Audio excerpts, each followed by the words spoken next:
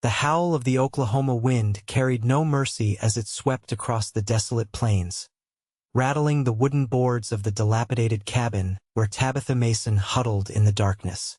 Her once plump cheeks had hollowed, and her delicate frame had withered under the brutal regime of hunger that had become her constant companion. It was 1887, and at 18 years old, Tabitha had never imagined her life would devolve into such desperate circumstances. Her mother, Eleanor, had abandoned her 3 weeks ago, disappearing with a traveling salesman who promised a new life in St. Louis. "I'll send for you," she had said, her eyes avoiding Tabitha's as she packed her few belongings. But Tabitha knew those were empty words even as they left her mother's lips. The bottle of whiskey that had become Eleanor's most faithful companion had long ago drowned any maternal instinct she might have possessed. The pantry had been sparse even before Eleanor's departure. Now it held nothing but dust and memories. Tabitha had stretched the last of the beans and cornmeal as far as humanly possible, but 2 days ago, she had scraped the bottom of the final jar. Her stomach twisted with a familiar pain as she wrapped the thin blanket tighter around her shoulders. Outside, the sky had opened up, sending sheets of rain hammering against the roof. The sound would have been comforting if not for the drops that found their way through the holes in the ceiling, creating small puddles on the dirt floor. Tabitha moved her pallet to the driest corner and closed her eyes, hoping sleep would provide a temporary escape from hunger. The thunderous pounding that suddenly echoed through the cabin startled her from her half-sleep. At first, she thought it was just another violent burst of the storm, but then she recognized that someone was at the door. Fear and hope battled within her chest as she pulled herself up on shaking legs. No one had visited since her mother left. The nearest neighbors were 5 miles away, and they rarely acknowledged the Masons' existence. "Hello?" A deep voice called out, barely audible over the storm. "Is anyone in there?" Tabitha hesitated, her hand hovering over the crude wooden latch. In these parts, strangers could mean danger for a young woman alone. But desperation won out over caution. If this was death coming to claim her, at least it would end the gnawing pain in her belly. She pulled open the door to find a tall figure silhouetted against the stormy night. Rain dripped from the brim of his hat and the shoulders of his duster. Behind him, a horse nickered softly, its dark form barely visible in the downpour. "Miss," the man said, pushing back his hat slightly. "I apologize for disturbing you at this hour. My name is Lucas Jameson. I was heading to Fort Smith when the storm hit. I saw your light and wondered if I might take shelter until it passes." The light he referred to was nothing more than a single candle, its flame dancing weakly in its last moments of life. Tabitha stared at the stranger, taking in his soaked appearance and the genuine concern that seemed to crease his weathered face. He appeared to be in his late 20s, with dark hair plastered to his forehead from the rain and eyes that seemed kind even in the dim light. "There's not much shelter to offer," she finally said, her voice hoarse from disuse. "But you're welcome to what there is." Lucas nodded gratefully and turned to secure his horse under the small lean-to attached to the side of the cabin. When he returned, he carried his saddlebags and a small bundle wrapped in oilcloth. The flickering candlelight revealed more of his features as he stepped inside strong jaw covered in stubble, broad shoulders, and hands that spoke of hard work. His eyes widened slightly as they adjusted to the dim interior and took in the sparse furnishings and Tabitha's frail form. "Thank you, Mississippi?" He left the question hanging. "Mason." "Tabitha Mason," she replied, suddenly self-conscious of her dirty dress and lank hair. "Miss Mason." He nodded respectfully. "I have some provisions I'd be happy to share." The mention of food made Tabitha's stomach clench painfully, but pride kept her from immediately accepting. "That's not necessary, Mr. Jameson." He looked at her knowingly, taking in her thin wrists and the hollow of her cheeks. "I insist. Can't eat it all myself anyway. Without waiting for her response, he unwrapped the oilcloth to reveal jerky, hard biscuits, and a small pouch of coffee. It wasn't much, but to Tabitha, it looked like a feast fit for royalty. "The coffee will warm us both," Lucas said casually, as if sharing a meal with a starving stranger was an everyday occurrence. "Do you have a pot we could use?" Tabitha nodded numbly and pointed to the small fireplace, where her mother's old iron pot hung on a hook. Lucas moved with efficient grace, adding wood to the dying embers and bringing the fire back to life. The warmth began to fill the small space, driving back the damp chill that had seeped into Tabitha's bones. As the coffee brewed, Lucas handed her a piece of jerky and a biscuit. Tabitha tried to eat slowly, to savor each bite, but hunger overrode her manners. She devoured the food and then sat embarrassed, her eyes fixed on the dirt floor. "Been alone long?" Lucas asked quietly, pouring the coffee into the only 2 cups in the cabin. Tabitha hesitated, then saw no reason to lie. 3 weeks.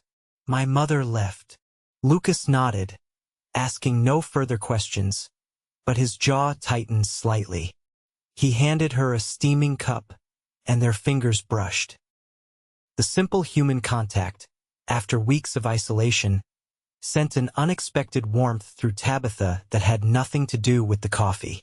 "The storm's not letting up," Lucas observed, glancing toward the window where rain continued to lash against the glass.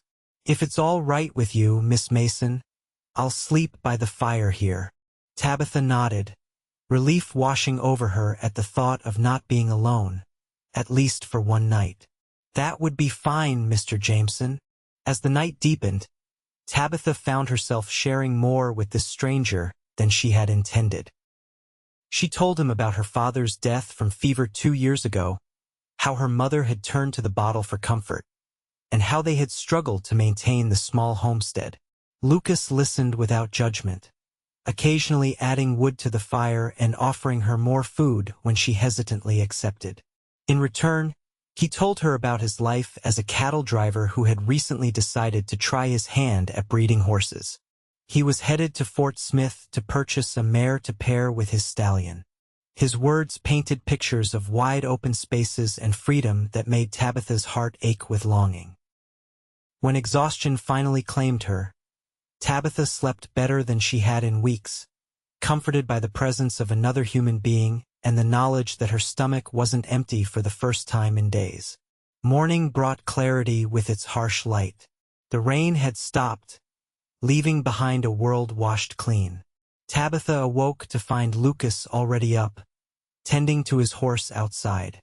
The reality of her situation hit her anew as she looked around the barren cabin. Soon he would leave, and she would be alone again with no food and no prospects. Lucas returned with a handful of wild onions he had found growing near the lean-to.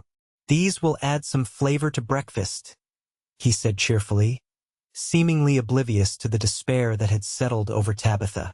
As they shared the last of his provisions, Lucas cleared his throat. "Miss Mason, I hope you won't find this forward, but I can't in good conscience leave you here alone." Tabitha stiffened, unsure of his meaning. "There's a town about 20 miles west Cottonwood Springs," he continued. "It's small but growing.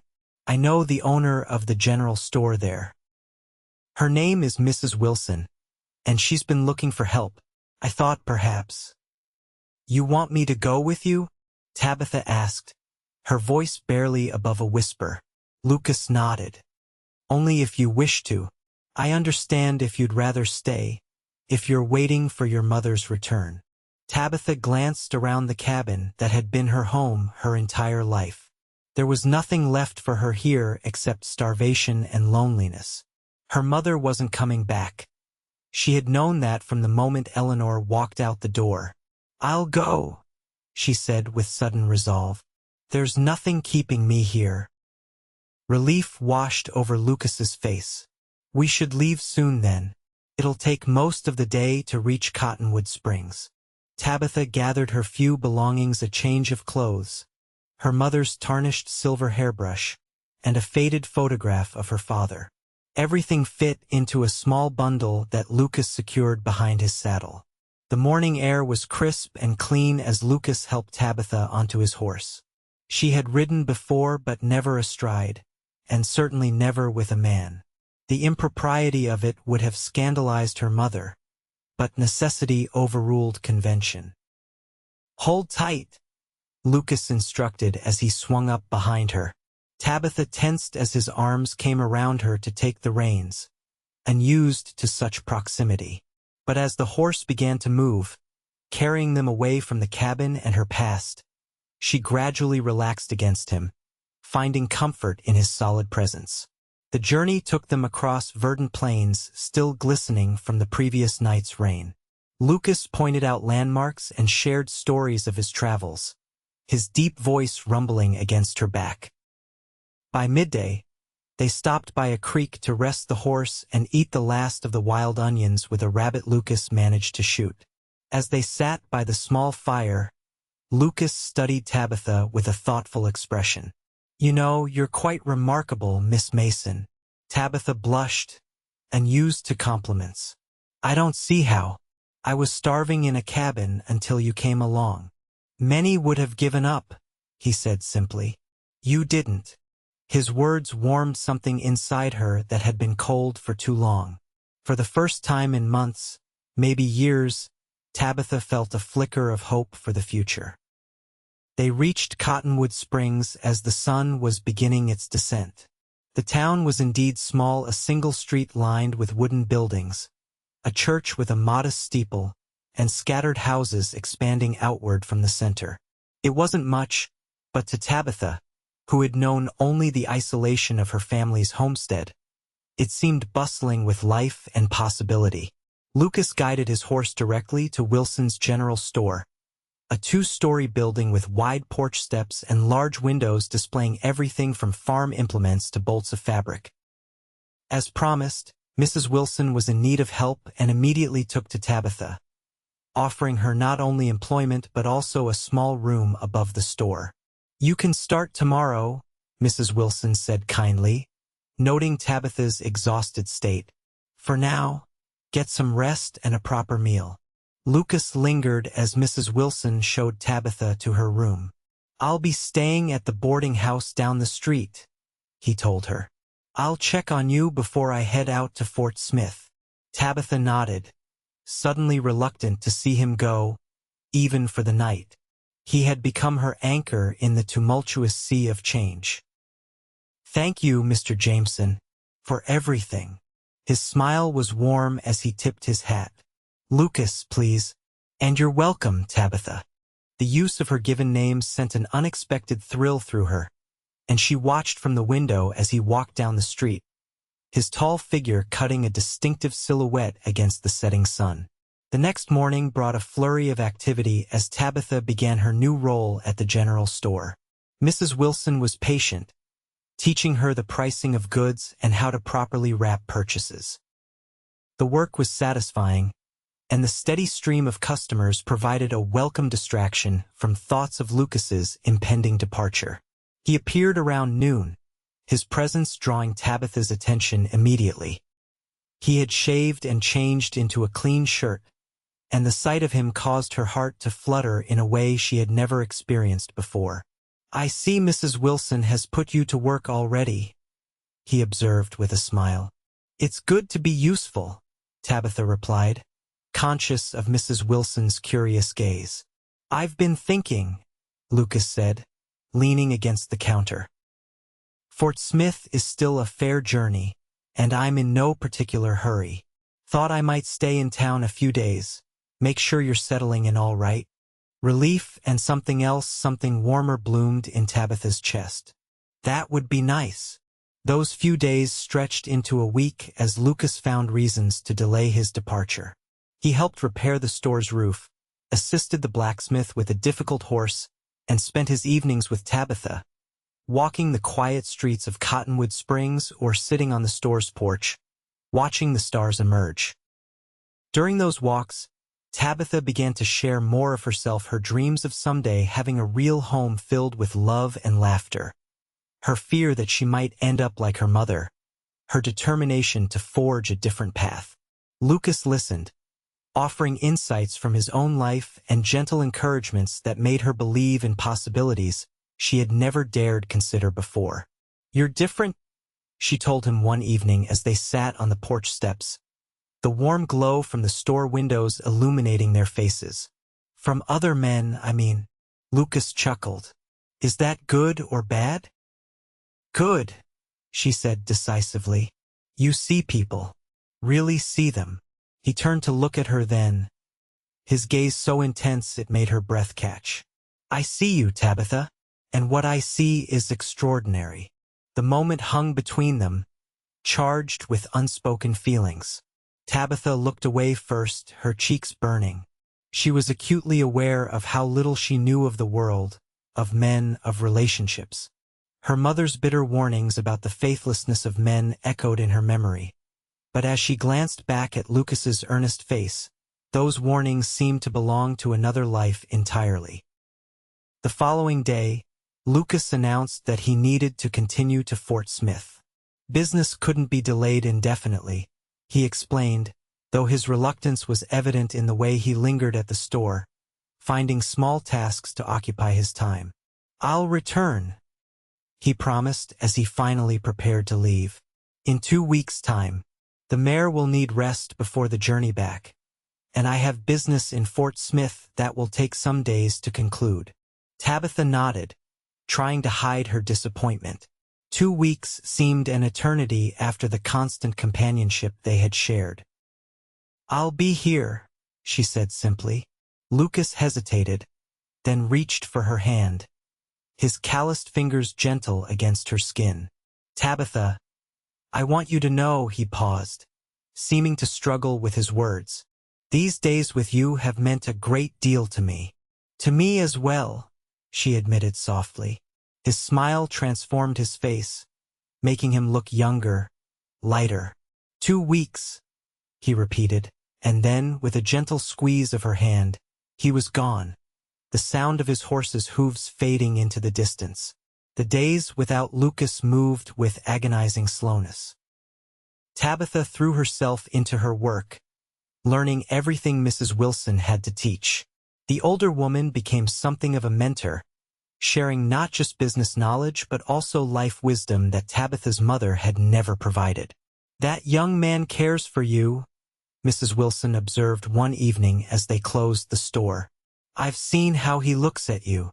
Tabitha busied herself with arranging jars on a shelf to hide her blush.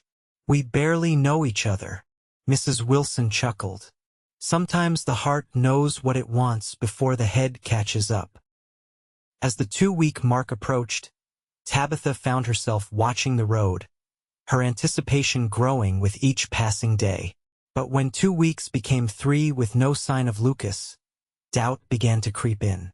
Perhaps he had found something or someone in Fort Smith that had changed his mind.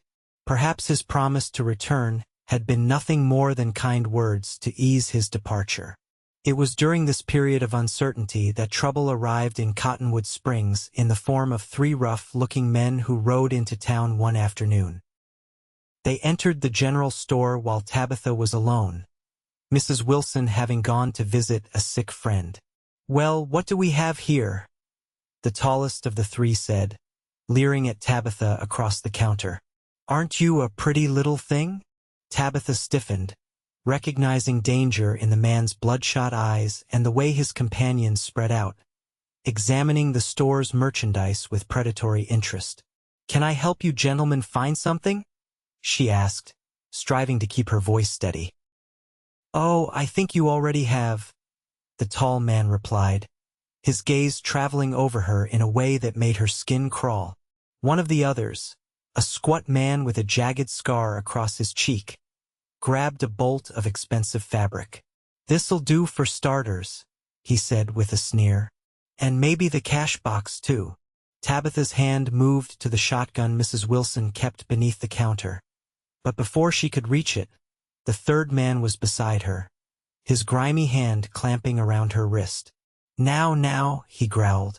Let's not do anything foolish. Fear coursed through her, but the weeks of hunger and abandonment had forged a resilience in Tabitha that surprised even her. She met the man's gaze unflinchingly. Take what you want and leave. The tall man laughed. Oh, we intend to, but what we want might include you, sweetheart. A shadow darkened the doorway, and relief flooded Tabitha as she recognized Sheriff Taylor, his hand resting casually on his holster. Gentlemen, he said coolly, this is a peaceful town. I suggest you make your purchases and move on. The tension in the store was palpable as the three men exchanged glances, clearly calculating their odds.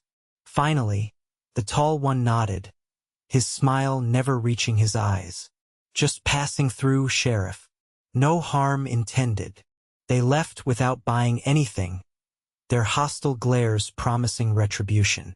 Sheriff Taylor lingered, his weathered face creased with concern.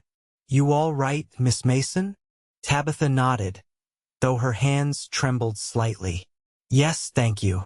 Those men are trouble, the sheriff said gravely. I'll keep an eye out, but you stay vigilant. And let Mrs. Wilson know to lock up tight tonight. After he left, Tabitha sank onto a stool, the adrenaline leaving her shaky. In that moment, she missed Lucas with an intensity that startled her. His presence had made her feel safe in a way she hadn't experienced since her father's death. When Mrs. Wilson returned, Tabitha recounted the incident. The older woman's usual cheerful demeanor gave way to worried frowns. Sheriff's right, she said grimly. Those types hold grudges. We'll need to be careful.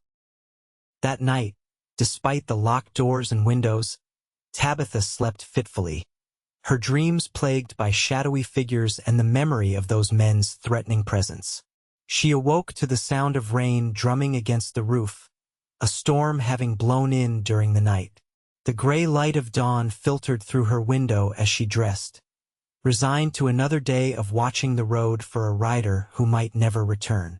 The storm intensified throughout the morning, keeping customers away and leaving the store eerily quiet.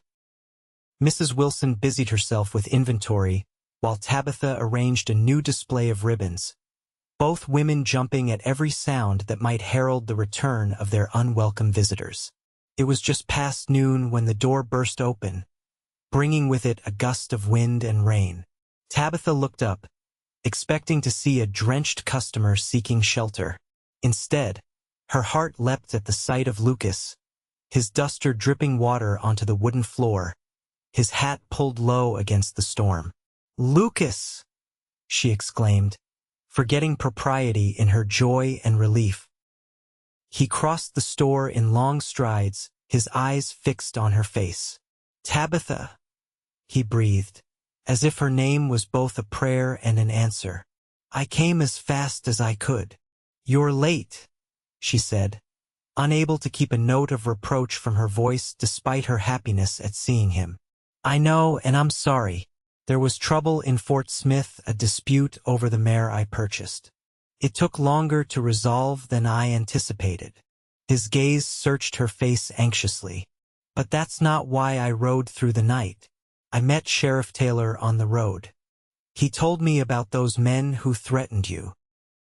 Tabitha was touched by his concern. They're gone now. Lucas shook his head grimly. Not far enough. The sheriff recognized them, the Blackwell gang. They've been causing trouble all through the territory. Mrs. Wilson approached, her face creased with worry. The Blackwells? I've heard of them. Nasty business in Tulsa last year. Yes, madam, Lucas confirmed. And they don't take kindly to being denied what they want. As if summoned by their conversation, the sound of horses approaching drew their attention to the window. Through the rain-streaked glass, Tabitha could make out 3 riders stopping outside the saloon across the street.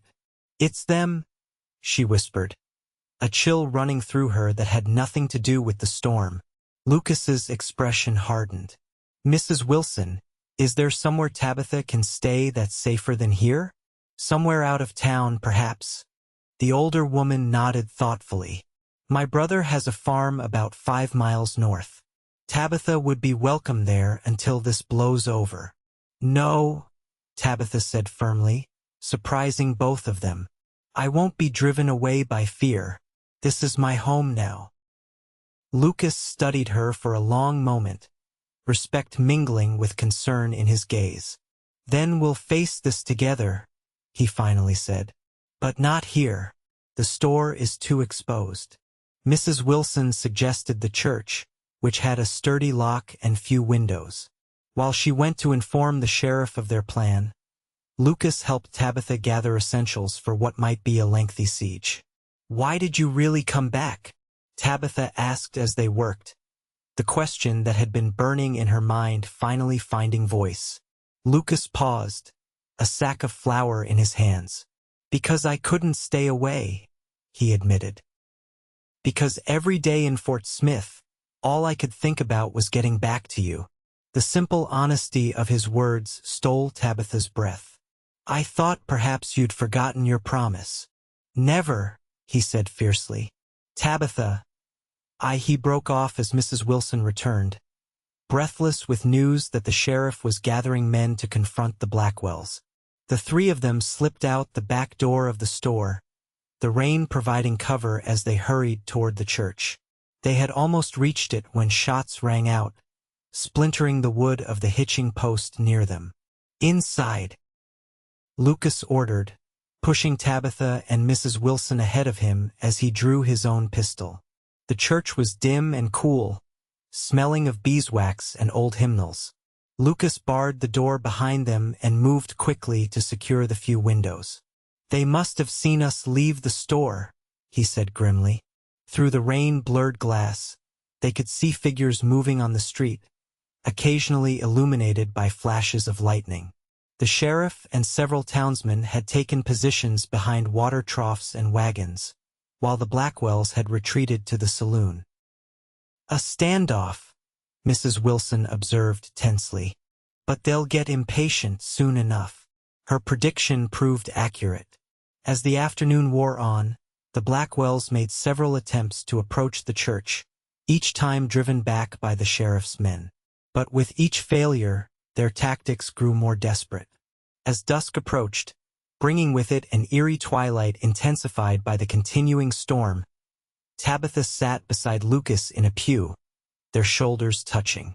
Mrs. Wilson had dozed off in the pastor's chair, exhaustion finally claiming her.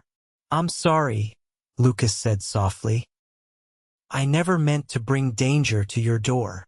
Tabitha shook her head. You didn't. They would have come regardless. Still, he insisted. If anything happened to you, he couldn't finish the thought, his face tight with suppressed emotion. Nothing will happen, she assured him, surprising herself with her confidence.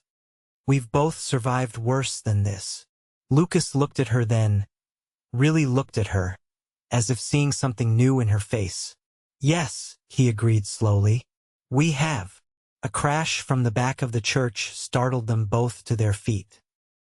Mrs. Wilson awoke with a gasp as Lucas moved swiftly toward the sound, his gun drawn. Tabitha followed, ignoring his whispered command to stay back. They found the tall member of the Blackwell gang climbing through a broken window, his face twisted in a triumphant sneer as he spotted them. Before he could raise his gun, Lucas fired, the shot deafening in the confined space. The man fell back with a cry, clutching his shoulder. Shouts from outside indicated that the shot had alerted both the sheriff and the other gang members. Lucas quickly dragged a heavy cabinet in front of the broken window, but not before they glimpsed more figures approaching through the rain. We need to move, Lucas said urgently, returning to Mrs. Wilson. They know where we are now. The older woman nodded shakily, her usual composure rattled by the violence. The basement, she suggested. There's an old tunnel that leads to the livery stable. It was used during the early days when Indian raids were common. Lucas's eyes lit with hope. Perfect. Show us. They had just reached the narrow stairs leading to the basement when the front door splintered under the force of a battering ram. Lucas pushed Tabitha and Mrs. Wilson ahead of him, turning to fire 2 shots that forced their pursuers to take cover. The basement was musty and dark, illuminated only by the lantern Mrs. Wilson had grabbed on their way. She led them to a heavy trapdoor hidden beneath an old rug, revealing a narrow tunnel that smelled of damp earth. "I'll go first," Lucas said, taking the lantern. "Mrs. Wilson, you next, then Tabitha." They had traversed perhaps half the tunnel's length when they heard sounds of pursuit voices and scrambling feet in the basement above. Lucas increased their pace, the lantern swinging wildly and casting grotesque shadows on the earthen walls. "Almost there," Mrs. Wilson gasped, her breath coming in short bursts. The tunnel ended at another trapdoor. Lucas handed the lantern to Tabitha and pushed upward, revealing the interior of the livery stable. Rain still pounded on the roof, but the worst of the storm seemed to have passed. Lucas helped Mrs. Wilson and then Tabitha up, his strong hands gentle despite the urgency of their situation. The stable was deserted, the horses nickering nervously in their stalls, sensing the tension. "We need to get out of town," Lucas said, already moving toward his horse, which he had stabled there upon his arrival. "At least until the sheriff can deal with the Blackwells." "My brother's farm," Mrs. Wilson suggested again. "It's not far and he'll take us in." Lucas nodded, quickly saddling his horse. "You'll ride with Mrs. Wilson," he told Tabitha. "I'll follow behind to make sure we're not pursued." But Tabitha shook her head firmly. "I'm staying with you." Their eyes met in the dim light of the stable, a silent communication passing between them that went beyond words. Finally, Lucas nodded, understanding that her decision wasn't born of foolishness, but of the same resolve that had kept her alive in that abandoned cabin.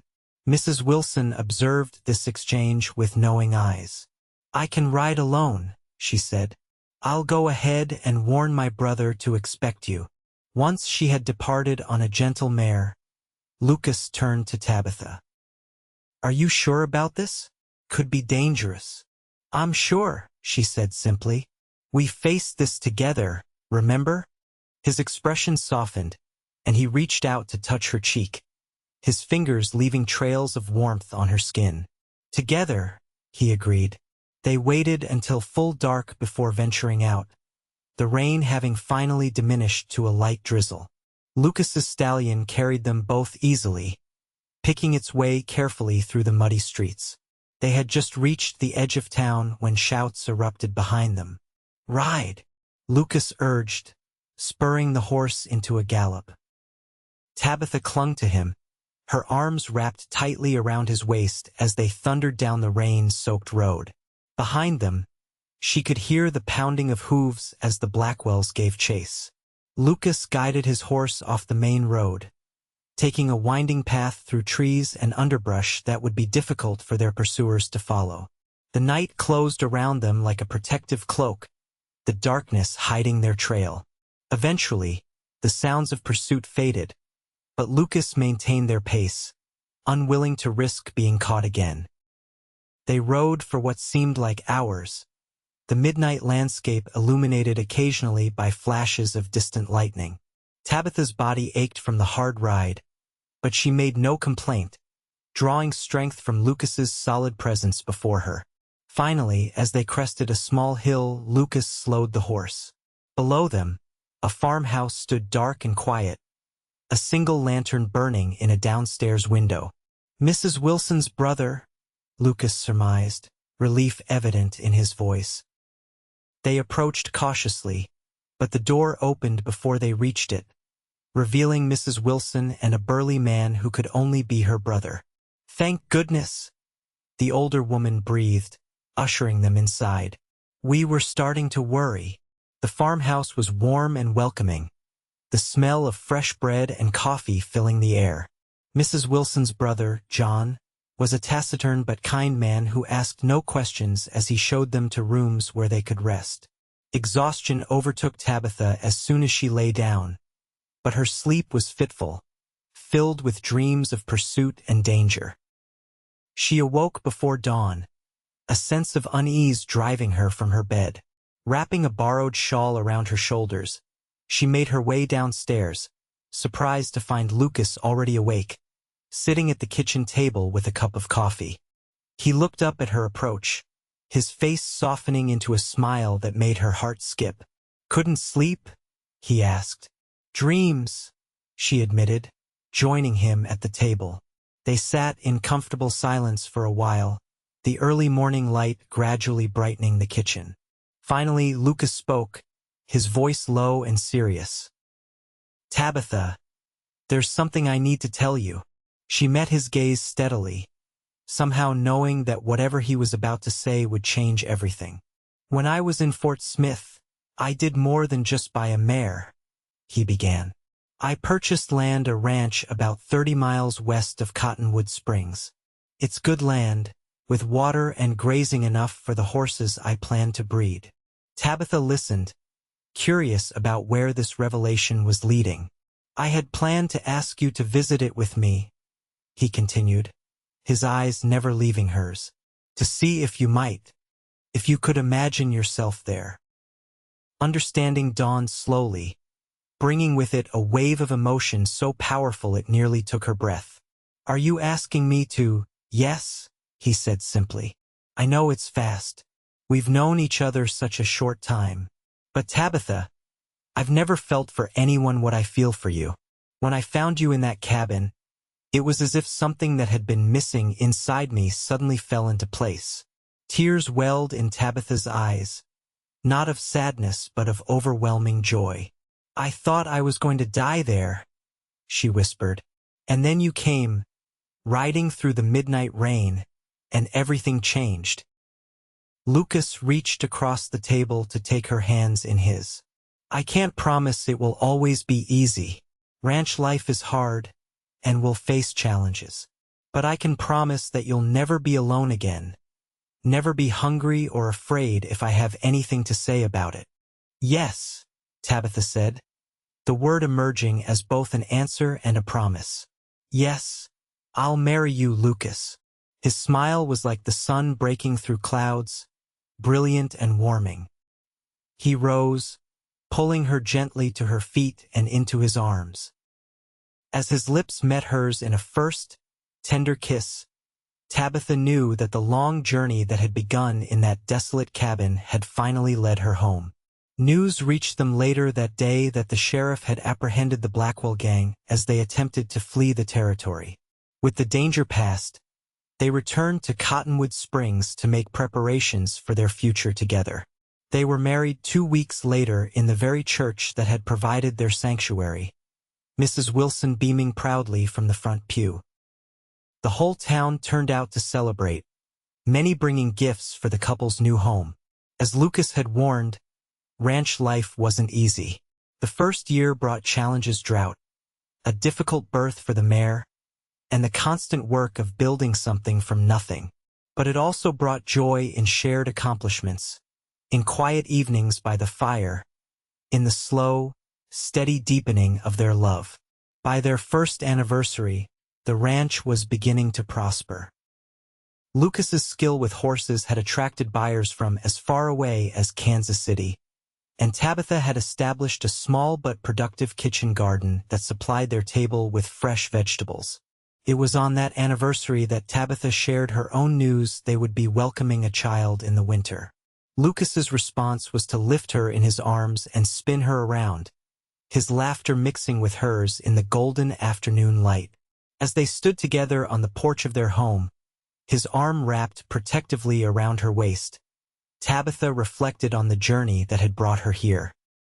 From the brink of starvation to this abundance of love and promise, it seemed almost like a dream.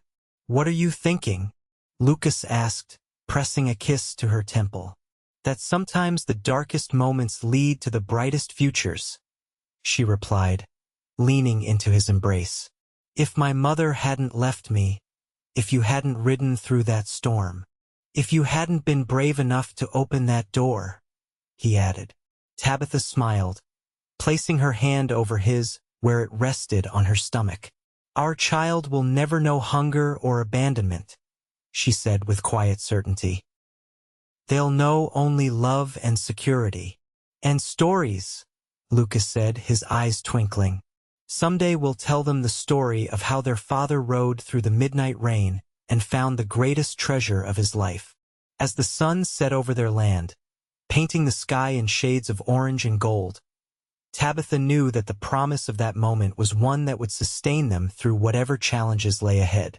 From starvation to salvation, from abandonment to belonging, her journey had taught her that even in the darkest times, hope could arrive unexpectedly, riding through the midnight rain.